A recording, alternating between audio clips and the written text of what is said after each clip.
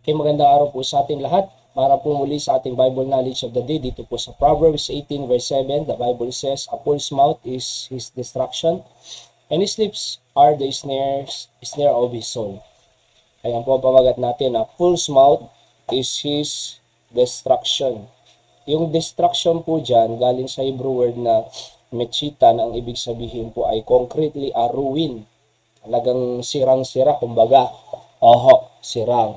Pwede yung sirain po ng bibig natin, yung testimony natin, sirain po ng bibig natin yung ating pong reputation. Alright, sirain po ng bibig natin yung ating character na tinatawag concretely, talagang sirang-sira. Yan po ang maaring mangyari sa bibig. Kaya nga, a mouth can make or break. It's between life and death. It can build or it can break, mga kapatid, yung ating pong bibig. Alright? So, yung lips po dyan is speech or talk or language. Same as mouth. Ano po? So, yan po ay yung sinasabi niya, yung lingwahe niya. Yung snare po dyan ay trap, magiging silo. Kaya nga nakikita niyo po, yung mga naglalaban ng mga politiko at nasisilo, sabi nga nila is nabibingwit ang isda sa kanyang bibig. Kaya sa mga salitang ginagamit nila, kinakrap po nila yan, ini-edit nila, kumbaga, anong tawag doon, kinakat nila yan, tapos pinapublish, doon sila nag-aaway-away. So dahil lang sa bulawabas sa kanyang bibig.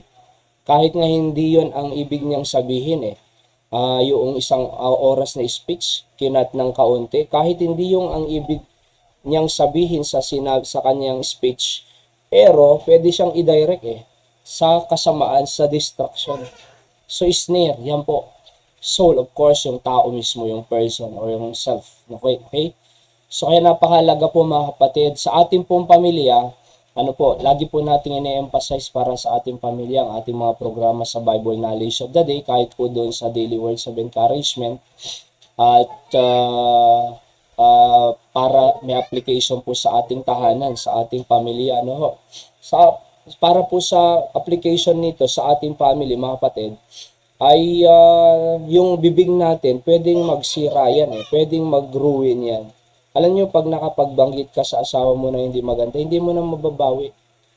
Sabi nga nila, 3 ang hindi na pwedeng bawiin. Yung opportunity, yung time, hindi na babalik. At yung speech, yung sinasabi natin, hindi na pwedeng bawiin. Alright? Akalain mo kung may nagsisigawan sa tahanan tapos narinig ng kapitbahay.